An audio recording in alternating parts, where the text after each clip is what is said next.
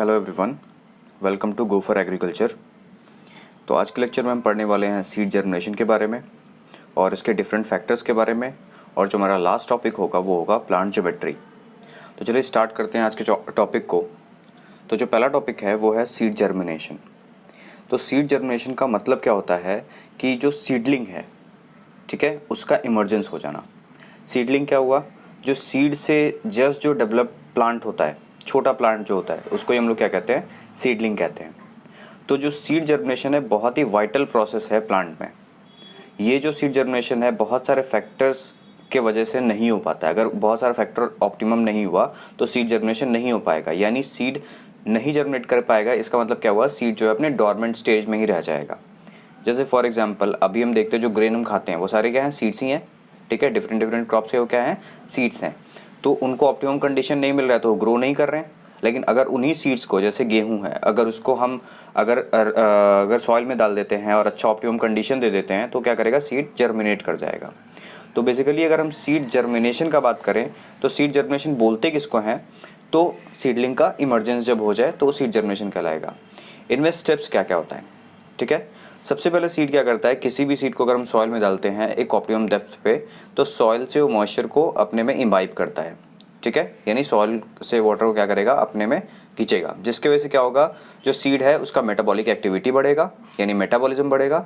Seed क्या करेगा? Swell करेगा, और जो उसका सीड कोट है वो ब्रेक कर जाएगा, और इसी को हम बोलते हैं ब्रेकिंग ऑफ डोरमेंसी, ठीक है। मतलब सीड क्या हो गया? उसके मेटाबॉलिज्म बढ़ गई और सीड का कोट जो है वो टूट गया, ठीक है। ये डोरमेंसी ब्रेक हो जाती है।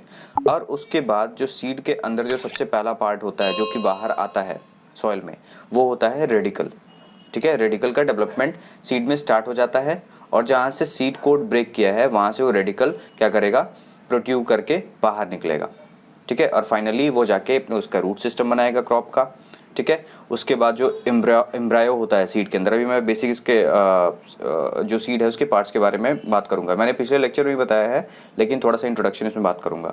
फिर जब रेडिकल निकल जाता है, रूट का डेवलपमेंट स्टार्ट हो जाता है, तो फिर क्या होता है? सूट का डेवलपमेंट प्लूम्यूल से स्टार्ट होता है, और फिर प्लूम्यूल जाके आगे लीव्स का डेवलपमेंट करता है, जिसको हम लोग स्टार्टिंग के लीव्स को फ्लैग लीव्स कहते हैं। तो इतना डिटेल नहीं जाते हुए बस इतना समझ लो कि सीड जर्मिनेशन जो है बहुत ही वाइटल स्टेज है, वहाँ पे मॉइस्चर का होना बहुत जरूरी। तो जैसे कि मैंने बताया कि सीड कोड क्या होता है? रप्चर होता है, मॉइस्चर इम्बाइब होता है सीड के अंदर में, और जो सीडलिंग क्या होता है? इमर्ज आउट करता है एम्ब्रियोनिक एक्सिस से, ठीक है। एम्ब्रियोनिक एक्सिस क्या है? वो एम्ब्रियो का पार्ट है जो कि जर्मिनेट करके नेक्स्ट प्लांट को बनाता है, ठीक है। ये स्टेप समझ में आ गया। दूसरा है कि अगर हम सीड्स को देखते हैं तो उसके कॉटिलिडेंस के बेसिस पे हम जानते हैं दो तरीके का सीड होता है, एक मोनोकॉट और दूसरा डाइकॉट। तो जो डाइकॉट होता है उनमें जर्मिनेशन जो है दो तरीके से होता है, एक एपीजियल जर्मिनेशन और दूसरा हाइपोजियल जर्मिनेशन, ठीक है। तो एक सीड है, उसमें इस डायग्राम को देखो, ठीक है। तो ये रहा कॉटिलिडन। जब कॉटिलिडन जब बाहर आता है तो कॉटिलिडन देखो यहाँ रह गया। ये कॉटिलिडन के जस्ट जो ऊपर वाला पार्ट है इसको हम लोग एपिकोटाइल कहते हैं, ठीक है। और जो ये जो हमारा जो कॉटिलिडन है उसके नीचे का पार्ट जो ग्रीन है, जो मतलब सूट पार्ट, सिर्फ मैं रूट सिस्टम की बात नहीं कर रहा, ये जो ग्रीन पार्ट है जो कॉटिलिडन के नीचे है उसको हम लोग हाइपोकोटाइल कहते हैं, ठीक है। तो इसी बेसिस पे कि किसका ग्रोथ पहले हो रहा है और कॉटिलिडन का पोजीशन क्या है ग्रोथ के बाद, इसी बेसिस पे दो तरीके का जर्मिनेशन होता है, एक एपीजियल जर्मिनेशन और दूसरा हाइपोजियल जर्मिनेशन, ठीक है। एपीजियल जर्मिनेशन में क्या होगा, और ये दोनों जो जर्मिनेशन है वो डाइकॉट्स में होते हैं। तो एपीजियल जर्मिनेशन में क्या होता है कि जो कॉटिलिडन है वो सॉइल के बाहर आ जाएगा, ठीक है। मतलब अगर सॉइल के बाहर अगर कॉटिलिडन को बाहर ले जाना है तो हमारा ग्रोथ किसका होना चाहिए? हाइपोकोटाइल का, यानी नीचे वाला पार्ट ग्रो कर जाता है और कॉटिलिडन को मतलब जमीन से बाहर की तरफ धक्का दे देता है, ठीक है। तो ये हो गया एपीजियल जर्मिनेशन, मतलब कॉटिलिडन उसमें बाहर आ जाएगा सॉइल से, ठीक है। ये एग्जांपल हम देखते हैं बीन्स के केस में, ठीक है। जब बीन ग्रो करता है तो उसका कॉटिलिडन बाहर आ जाता है। हाइपोजियल जर्मिनेशन में क्या होगा? ऊपर वाला पार्ट कॉटिलिडन नीचे ही रह जाएगा, क्योंकि अगर ये जब प्रेशर लगाएगा तब कॉटिलिडन बाहर आएगा, और जब ये ऊपर वाला पार्ट यानी जो हमारा एपिकोटाइल है वो प्रेशर लगाएगा तो कॉटिलिडन अंदर ही रह जाएगा, इसके ऊपर कोई प्रेशर नहीं लगेगा। तो ठीक है, तो बात जो है कि एपीजियल जर्मिनेशन में जो कॉटिलिडन्स है वो सॉइल के बाहर आ जाता है, और हाइपोजियल जर्मिनेशन में जो कॉटिलिडन्स है वो सॉइल के अंदर रह जाता है। तो याद रखना, एपीजियल जर्मिनेशन में कौन एक्टिव होगा? हाइपोकोटाइल, और जो हाइपोजियल जर्मिनेशन है उसमें एपिकोटाइल एक्टिवेट हो जाता है, ठीक है। अब देखो, डिफरेंट टाइप ऑफ सीड्स में हम देखते हैं कि उसका जो जर्मिनेशन रेट है वो डिफरेंट होता है। यानी अगर हम टोमेटो का सीड लगाएंगे तो वो तुरंत ही 2-3 दिन बाद ही उसका जर्मिनेशन स्टार्ट हो जाता है। वीट का सीड लगाएंगे तो उसका जर्मिनेशन थोड़ा टाइम लगाता है।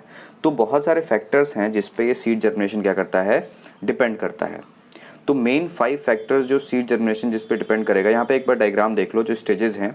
हमने जो सीड को लगाया, ठीक है, सबसे पहले उसमें से रेडिकल आउट हुआ, ठीक है, और इसके अंदर रेडिकल कहाँ से निकला, एम्ब्रायोनिक एक्सिस से, इसलिए यहाँ पे एम्ब्रायो दिखा रखा है। उसके बाद क्या करता है, वो रेडिकल जर्मिनेट करता है, रूट सिस्टम बनाता है, और जो है कॉटिलेडन्स जो है वो बाहर की तरफ आ रहे हैं, ठीक है। अब ये कॉटिलेडन में क्या होगा, यहाँ पे देखो फ्लैग लिप्स, जो स्टार्टिंग के लिप्स होते हैं उनको फ्लैग लिप्स कहते हैं, ठीक है, या फिर फॉलिएज लिप्स कहते हैं, ठीक है। और ये जो लिप्स का या फिर जो ऊपर का जर्मिनेशन है, यानी रूट सिस्टम ये जो कंप्लीट बना है वो बना है किससे बनता है, ये प्लूम्यूल से, ठीक है। तो जैसे मैंने बताया बहुत सारे फैक्टर्स होते हैं।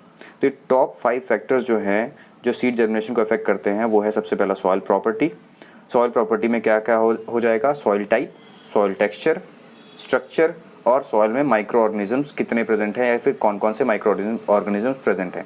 फॉर एग्जांपल जैसे हम जानते हैं जैद क्रॉप, ठीक है, यानी जो कुकुरबिटेसी फैमिली है उनके जो क्रॉप्स होते हैं या फिर उनके जो प्लांट्स होते हैं उनको कैसा लाइट टेक्सचर सॉइल चाहिए रहता है जिसमें वाटर रिटेंशन क्या हो।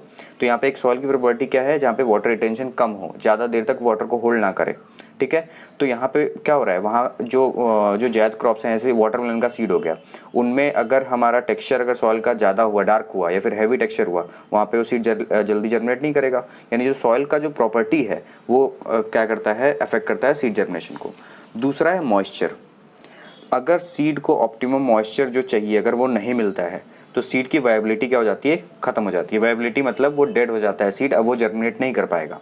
लेकिन मान लो सीड जर्मिनेट कर गया, ऑप्टिमम मॉइस्चर मिल गया है, ठीक है, और जर्मिनेशन के बाद मॉइस्चर ज़्यादा हो जाता है तो जो सीड है उसका सड़ने का चांस ज़्यादा हो जाएगा या फिर जो स्प्राउट्स बने हैं वो भी सड़ सकते हैं। इसीलिए मॉइस्चर भी जो है एक ऑप्टिमम लेवल पे होना चाहिए। थर्ड जो फैक्टर है वो है टेम्परेचर, ठीक है। हम जानते हैं कि सीड जर्मिनेशन के लिए एक ऑप्टिमम टेम्परेचर चाहिए, ठीक है, और वो ऑप्टिमम टेम्परेचर अगर ओवरऑल क्रॉप्स के लिए देखें तो सीड जर्मिनेशन के लिए जो टेम्परेचर माना जाता है वो 15 डिग्री टू, मतलब अगर 8 डिग्री के नीचे है टेम्परेचर तो कोई भी सीड, ऐसे माना जाता है कि कोई भी सीड जर्मिनेट नहीं कर सकता है। मतलब मिनिमम 8 डिग्री टेम्परेचर चाहिए ही चाहिए हर तरह के सीड को जर्मिनेट करने के लिए। लेकिन अगर इससे नीचे का टेम्परेचर होता है तो वो कभी जर्मिनेट नहीं करेगा। और जो ऑप्टिमम माना जाता है वो है 15 डिग्री टू 22 डिग्री सेंटीग्रेड, ठीक है। तो ऑप्टिमम टेम्परेचर लेवल के ऊपर अगर ऊपर नीचे अगर कुछ वैल्यू अगर हो जाता है टेम्परेचर का तो कभी भी सीड जर्मिनेट नहीं करता है या फिर इम्प्रॉपर ग्रोथ हो जाएगा सीडलिंग का, ठीक है। जो चौथा फैक्टर है वो है लाइट। ये हम जानते हैं कि लाइट जो है प्लांट को बहुत ज़रूरी है फोटोसिंथेसिस के लिए, और हम ये भी जानते हैं कि फोटोसिंथेसिस में मोस्ट इफेक्टिव लाइट कलर कौन सा है, रेड, ठीक है। यानी 662 नैनोमीटर का अगर लाइट मिलेगा तो जर्मिनेशन सबसे बेस्ट होगा, ठीक है। लेकिन अगर यही वेवलेंथ अगर लाइट का बढ़ जाता है, अप्रॉक्स 730 नैनोमीटर अगर चला जाएगा तो जर्मिनेशन कम्प्लीटली रुक जाएगा। यानी मोर रेडिएशन यानी more wavelength of light then red light can inhibit the germination, ठीक है। और जो लास्ट है वो है सॉइल का कंडीशन।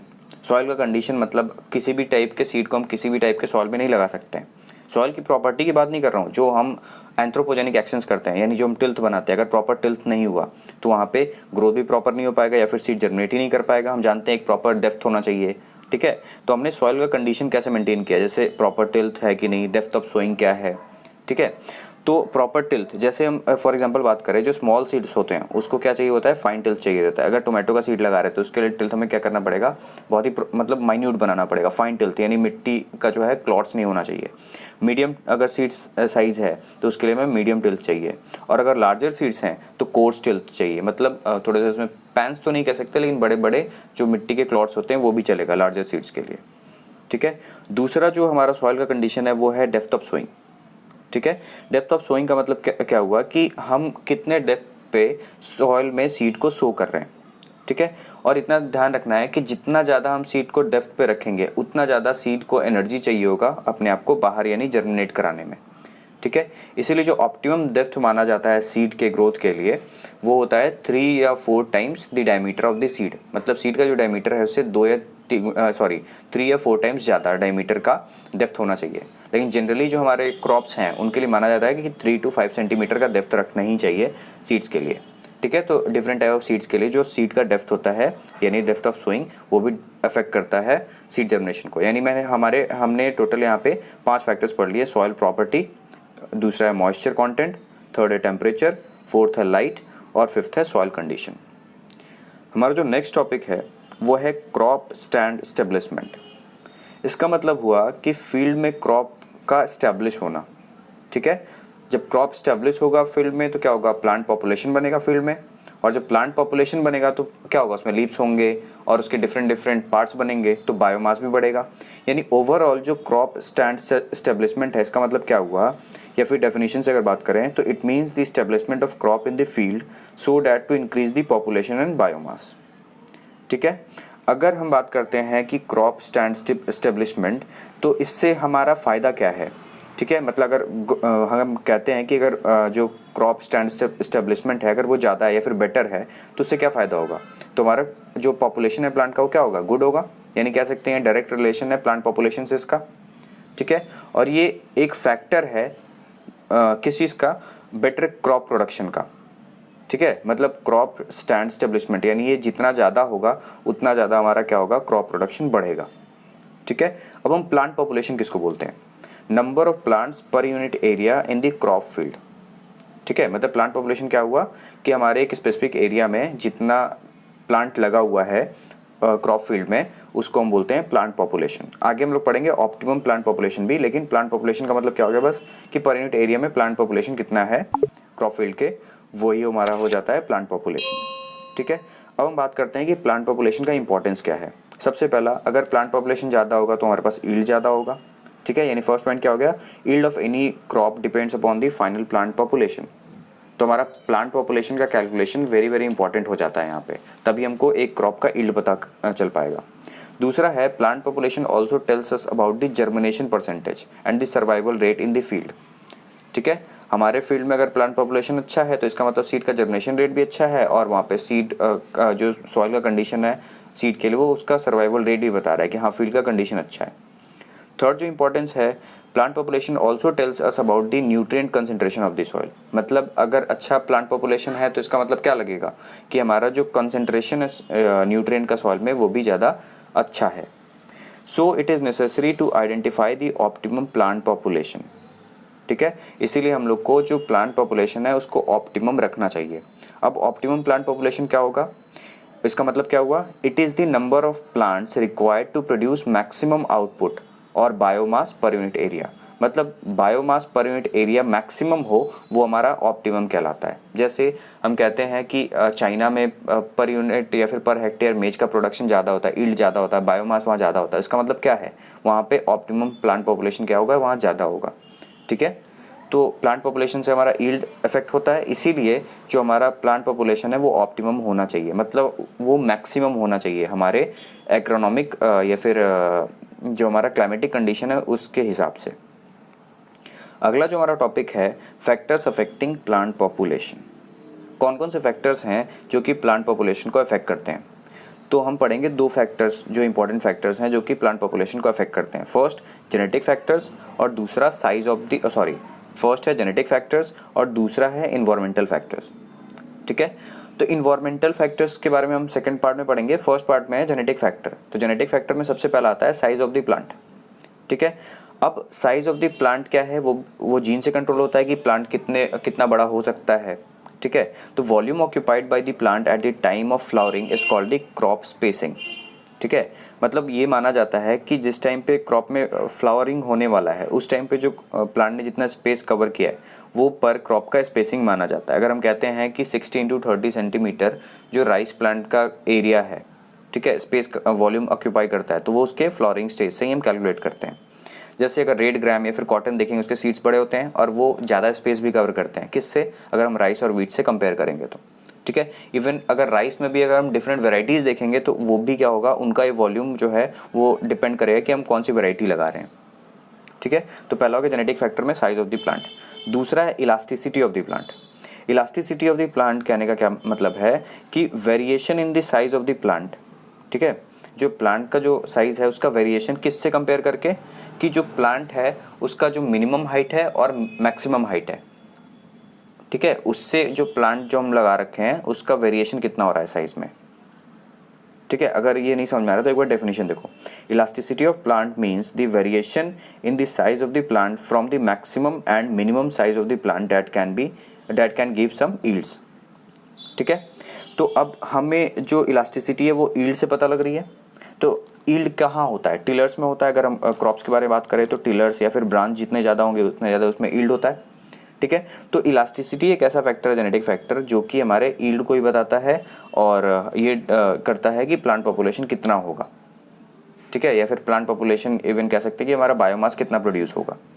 ठीक है, तो इलास्टिसिटी डिपेंड करता है कि वो प्लांट का ग्रोथ किस तरीके का है। अगर determinate type of plant growth है, ठीक है, यानी स्पेसिफिक हाइट तक ही जाएगा, तो उसकी इलास्टिसिटी क्या होगी? कम होगी। यानी जो डिफरेंस होगा प्लांट हाइट में मैक्सिमम टू मिनिमम के बीच में वो कम मिलेगा। फॉर एग्जांपल पर्ल मिलेट और सॉर्गम में अगर हम देखें। ठीक है, और इनडिटरमिनेट क्रॉप जो होगा, जिनका जो कोई स्पेसिफिक हाइट नहीं है, कोई ज़्यादा बड़ा हो सकता है, कोई छोटा भी हो सकता है, तो इनमें अगर हम देखें तो इलास्टिसिटी जो है वो ज़्यादा होगा, यानी वेरिएशन जो होगा वो ज़्यादा होगा। फॉर एग्जांपल कॉटन, रेड ग्राम, ये इसके एग्जांपल्स हो गए। तो दो फैक्टर हो गया, फर्स्ट साइज ऑफ प्लांट, दूसरा इलास्टिसिटी ऑफ प्लांट। थर्ड है फॉरेज एरिया या फिर सॉइल कवर, मतलब कितना जो क्रॉप है वो जो फील्ड है उसका कितना ज़्यादा एरिया वो कवर करता है। ठीक है, मतलब कह सकते हैं मोर लीव्स, क्योंकि स्टेम तो एक ही होगा, तो जितना ज़्यादा लीव्स उतना ज़्यादा area cover. So crop should cover soil as early as possible to get maximum sunlight. इसका कहने का मतलब क्या है कि जो जिस क्रॉप में ज़्यादा लीव्स होगा वो क्या करेगा? ज़्यादा से ज़्यादा लाइट को क्या करेगा? लेगा, और जितना ज़्यादा लाइट को लेगा उसका बायोमास उतना बढ़ेगा। ठीक है, तो ये चीज़ हो रहा है कि फॉरेज एरिया, यानी लीव्स, अगर मान लो किसी के लीव्स बहुत बड़े बड़े हैं और लीव्स ज़्यादा निकलता है तो उसका फॉरेज एरिया ज़्यादा है, तो उसका मतलब बायोमास ज़्यादा प्रोड्यूस होगा, यानी प्लांट पॉपुलेशन से ज़्यादा होगा। प्लांट पॉपुलेशन को नंबर से ही सिर्फ नहीं, इस चीज़ को देखना है बायोमास कितना प्रोड्यूस हो रहा है। ठीक है, तो कह सकते हैं कि फॉरेज एरिया से हमारा ड्राई मैटर का कॉन्टेंट भी बढ़ता है। जो फोर्थ फैक्टर है जेनेटिक फैक्टर के अंदर, मतलब 4 पॉइंट है, वो है क्रॉप और उसकी वैरायटीज़। ठीक है, जैसे हम राइस के बारे में बात करें तो शॉर्ट ड्यूरेशन अगर राइस है तो अप्रॉक्स हमारे पास 6.5 लाख पर हेक्टेयर क्रॉप्स लग सकते हैं, शॉर्ट ड्यूरेशन राइस क्रॉप अगर देखें तो। मीडियम ड्यूरेशन है तो अप्रॉक्स 5 लाख पर हेक्टेयर, और लॉन्ग ड्यूरेशन देखें तो अप्रॉक्स 3,50,000 राइस प्लांट लगा सकते हैं पर हेक्टेयर अगर लॉन्ग ड्यूरेशन राइस देखें तो। यानी क्रॉप टू क्रॉप भी वेरी करेगा और क्रॉप के डिफरेंट वेराइटीज़ पे वेरी करेगा कि हमारा कितना क्रॉप पर हेक्टेयर लग रहा है। तो जिसका ज़्यादा लगेगा क्रॉप उसका क्या होगा? प्लांट पॉपुलेशन ज़्यादा होगा, यानी शॉर्ट ड्यूरेशन राइस का प्लांट पॉपुलेशन ज़्यादा, और जो हमारे लॉन्ग ड्यूरेशन क्रॉप है उनका प्लांट पॉपुलेशन कम होगा। ठीक है, तो ये होगा हमारे जेनेटिक फैक्टर्स। नेक्स्ट है इन्वायरमेंटल फैक्टर्स। इन्वायरमेंटल फैक्टर्स कौन कौन से होते हैं? टाइम ऑफ सोइंग, रेनफॉल या फिर इरिगेशन, फर्टिलाइजर एप्लीकेशन और सीड रेट। तो टाइम ऑफ सोइंग मतलब क्या हो गया? मतलब वेदर के कंडीशंस को देख के, ठीक है, डे लेंथ को देख के और टेम्परेचर को देख के, ये सारे फैक्टर्स मिलके क्या करते हैं? इन्फ्लुएंस करते हैं प्लांट हाइट को। प्लांट हाइट अगर कम है तो कम बायोमास, अगर ज़्यादा है तो ज़्यादा बायोमास। तो ओवरऑल ये क्या होगा? बायोमास यानी प्लांट पॉपुलेशन को इफेक्ट कर रहा है। ठीक है, तो ये पहला इन्वायरमेंटल फैक्टर हो गया, टाइम ऑफ सोइंग। सेकंड जो इन्वायरमेंटल फैक्टर है वो है रेनफॉल या फिर इरिगेशन। हम जानते हैं अगर ऑप्टिमम इरिगेशन अगर मिलता है, रेनफॉल मिलता है, तो प्लांट अच्छा ग्रो करेगा, नहीं तो फिर नहीं करेगा।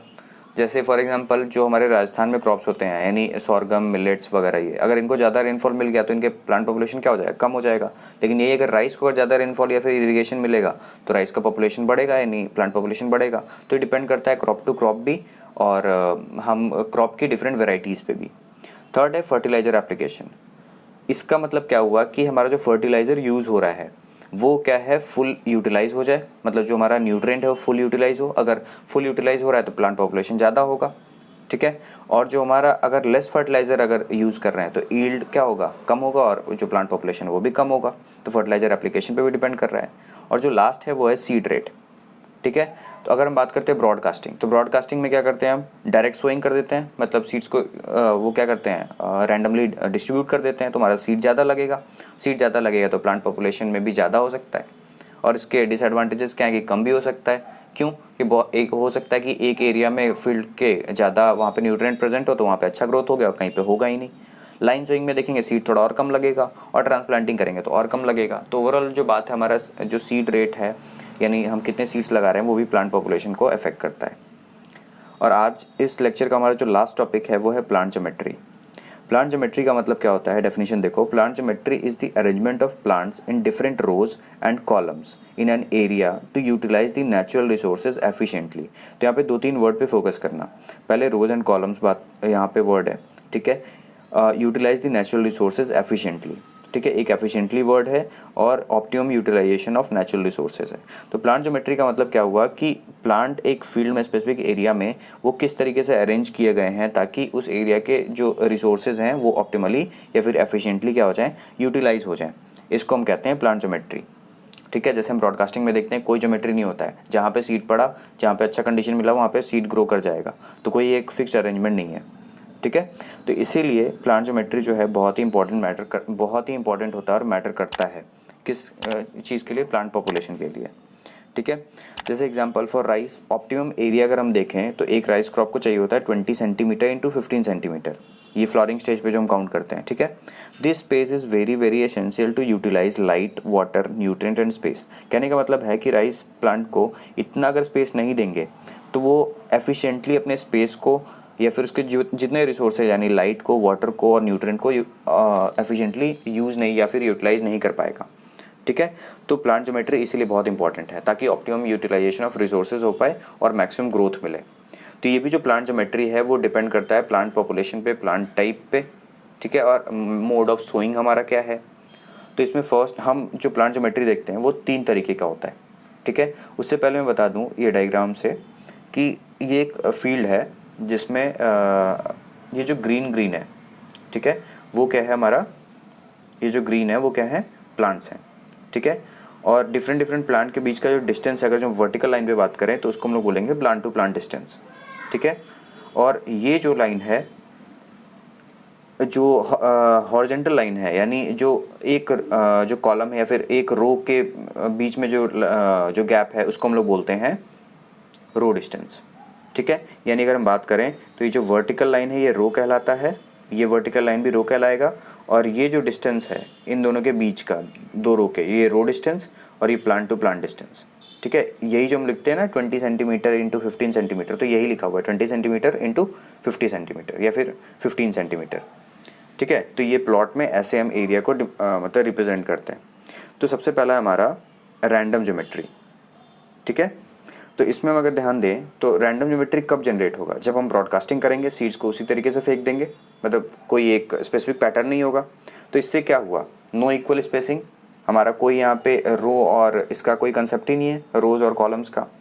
रिसोर्सेज जो हैं या तो बहुत अच्छे तरीके से यूटिलाइज हो जाएंगे, यानी ओवर यूटिलाइज हो सकते हैं, या फिर अंडर यूटिलाइज रह जाएंगे, मतलब किसी के लिए हमारा जो सीड का डिस्ट्रीब्यूशन है वो इक्वल है ही नहीं, तो कहीं पे रिसोर्सेज अच्छे तरीके से यूज़ होगा, कहीं पे नहीं होगा। जैसे हम इस फर्स्ट वाले डायग्राम में देख सकते हैं, यहाँ पे देखो प्लांट पॉपुलेशन ज़्यादा है, अगर यहाँ पे बात करें प्लांट पॉपुलेशन ज़्यादा है तो यहाँ के रिसोर्सेज अच्छे से यूटिलाइज होंगे, या फिर ऐसा हो सकता है कि यहाँ के सारे क्रॉप्स को जो रिसोर्सेज हैं वो ऑप्टिमम नहीं मिल पाए, और यहाँ पे देखो जो है वहाँ पे अंडर यूटिलाइज कंडीशन है। तो यहाँ पे जो फर्स्ट है वो है रैंडम प्लांट ज्योमेट्री। दूसरा है स्क्वायर प्लांट ज्योमेट्री। इसमें क्या होता है, जो प्लांट्स हैं वो इक्वल डिस्टेंस पे हम रखते हैं, ठीक है, दोनों साइड पे। दोनों साइड कहने का मतलब है प्लांट के जितने भी साइड्स हैं, जनरली स्क्वायर है इसीलिए मैंने दोनों साइड बोला क्योंकि लेंथ और ब्रेथ, क्योंकि चारों साइड उसके क्या हो जाएंगे, प्लांट के चारों तरफ जो भी स्पेस है वो इक्वल होगा। फॉर एग्जांपल जैसे अगर हम एक क्रॉप को देखें तो उसका ये डिस्टेंस यानी रो टू रो डिस्टेंस और जो प्लांट टू प्लांट डिस्टेंस है वो बराबर होगा। ये अगर इधर का 20 सेंटीमीटर है तो ये भी हाइट जो होगा वो कितना होगा, 20 सेंटीमीटर होगा। फॉर एग्जांपल ये किस में देखते हैं, पेरिनियल क्रॉप्स में, जैसे ट्रीज़ में, like coconut 7.5 metre into 7.5 metre होता है, बनाना में 1.8 मीटर इंटू 1.8 मीटर होता है। तो ये फॉलो किया जाता है पेरिनियल क्रॉप्स में, ठीक है। ये जो सिस्टम है वो अभी क्लोज पेस्ट फील्ड क्रॉप्स में भी हम देखते हैं, जैसे राइस में भी ये सिस्टम को फॉलो किया जा रहा है। इसका एडवांटेज क्या है कि लाइट जो है यूनिफॉर्मली अवेलेबल होता है, ठीक है, मैकेनाइजेशन पॉसिबल है, यानी अगर हम इन बिटवीन अगर के लिए इक्वल स्पेसिंग है तो हम यहाँ पे मशीन्स का भी यूज़ कर सकते हैं, और कोई ब्लॉकेज नहीं होता है, मतलब विंड मूवमेंट का कोई ब्लॉकेज नहीं होता है, ठीक है। अगर ब्लॉकेज नहीं है तो प्लांट के ऊपर विंड का प्रेशर नहीं पड़ेगा, वो जो बीच के गैप से वहाँ से विंड निकल जाएगा और क्रॉप को डैमेज कम होगा। जो थर्ड है वो है रेक्टेंगुलर प्लांट ज्योमेट्री। इसमें क्या होता है, जो हमारा रो टू रो डिस्टेंस है वो ज़्यादा होता है और प्लांट टू प्लांट स्पेसिंग क्या होता है, कम होता है, ठीक है। तो इसीलिए अगर हम ज्योमेट्री देखें, बॉक्स लाइक स्ट्रक्चर देखें तो वो कैसा बनता है, रेक्टेंगुलर शेप का, ठीक है। ये हमारे बेसिकली हर तरह के क्रॉप्स में अगर हम देखेंगे तो वीट, राइस में ज़्यादा यही सिस्टम फॉलो किया जाता है, rectangular plant geometry. Rectangular plant geometry भी डिफरेंट टाइप का होता है, बेसिकली 4 टाइप्स का होता है। सबसे पहला सॉलिड रो, दूसरा है पेयर्ड रो, थर्ड है स्किप रो और लास्ट है ट्रायंगुलर मेथड। तो यहाँ तो मैंने 2 डायग्राम्स दिखाए हैं जो लास्ट स्किप रो के हैं, सॉरी पेयर्ड रो के हैं और ये ट्रायंगुलर के हैं। तो बात करते हैं सॉलिड रो। सॉलिड रो में क्या होता है, each row do not have proper spacing between plants. ठीक है, मतलब सॉलिड रो में क्या होगा, ये रोज तो होंगे लेकिन इसमें प्लांट एक यहाँ हो सकता है, एक यहाँ हो सकता है, एक यहाँ हो सकता है, फिर स्पेस कुछ नहीं होगा, मतलब कुछ भी प्लांट नहीं होगा, फिर कुछ प्लांट्स हो सकते हैं। मतलब जो प्लांट टू प्लांट जो डिस्टेंस है वो प्रॉपर स्पेसिंग नहीं होता है, और ये हम एनुअल क्रॉप्स में ऐसा देखते हैं, फॉर एग्जांपल वीट में। दूसरा है पेयर्ड रो अरेंजमेंट या फिर पेयर्ड रो रेक्टेंगुलर क्रॉप ज्योमेट्री। इसमें हम देखते हैं कि जो क्रॉप्स हैं वो कैसे लगाए गए हैं, 2 रो यानी पेयर्ड जो है क्रॉप हो गए, क्रॉप रोज जो क्या है पेयर्ड में, फिर स्पेस छोड़ा गया है, फिर पेयर्ड में लगाया गया, पेयर में लगाया गया है। तो ये जो सिस्टम है ये अच्छा भी है, और इसमें क्या होता है जो स्पेस है वहाँ पे प्लांट पॉपुलेशन कम नहीं होगा, इस जगह को हम कंपनसेट कर देंगे इंटरक्रॉपिंग से, यानी डिफरेंट टाइप के क्रॉप को यहाँ पे लगा सकते हैं। ठीक है, इसमें हम क्या कर सकते हैं, अगर ये स्पेस है तो हम यहाँ पे मैकेनाइजेशन भी यूज़ कर सकते हैं, यानी इसमें हम डिफरेंट टाइप ऑफ मशीन्स का यूज़ कर सकते हैं, इंटरक्रॉपिंग कर सकते हैं, डिफरेंट क्रॉप लगा सकते हैं, तो इसका ये एडवांटेज है। थर्ड है स्किप रो। स्किप रो मतलब क्या हो गया, एक रो लगाया और दूसरा रो स्किप कर दिया, एक रो लगाया फिर दूसरा रो स्किप कर दिया। इसमें भी हमारा जो प्लांट पॉपुलेशन वो कम हो जाएगा, लेकिन जो स्पेस बीच में छोड़ रहे हैं उसको हम एज ए इंटरक्रॉप यूज़ कर सकते हैं। और जो लास्ट है ट्रायंगुलर मेथड ऑफ प्लांटिंग। ठीक है, इसमें हम क्या कर सकते हैं करते हैं कि हम यहाँ पे भी रोज और कॉलम्स बनाते हैं, लेकिन एक ट्रायंगुलर ज्योमेट्री में हम क्रॉप को यहाँ पे लगाते हैं। ठीक है, अगर हम बात करें तो एक डायगोनल पे अगर हम बात करें तो क्रॉप टू क्रॉप अगर हम डायगोनली को जोड़ें तो उसके सेंटर पे हम क्रॉप्स को लगाते हैं, यानी अगर इस डायग्राम से अगर समझ में आ रहा हो तो। ठीक है, तो ये हमारा है triangular method of crop planting. तो यहाँ पे ये लेक्चर मैं कंप्लीट करता हूँ। तो अगर किसी को कुछ दिक्कत है इस लेक्चर में तो मुझसे कमेंट सेक्शन में पूछ सकता है। Thanks for watching this video, till then stay tune. और आप हमारे इंस्टाग्राम चैनल को ही फॉलो कर सकते हो, जहाँ पे आपको लेटेस्ट वीडियो की नोटिफिकेशन मिल जाएगी। और अगर ये वीडियो अच्छी लगी है तो subscribe the channel go for agriculture. और अगर किसी को इस लेक्चर की PDF या फिर PPT चाहिए तो नीचे दिए गए लिंक से जाके डाउनलोड कर सकता है। Thank you.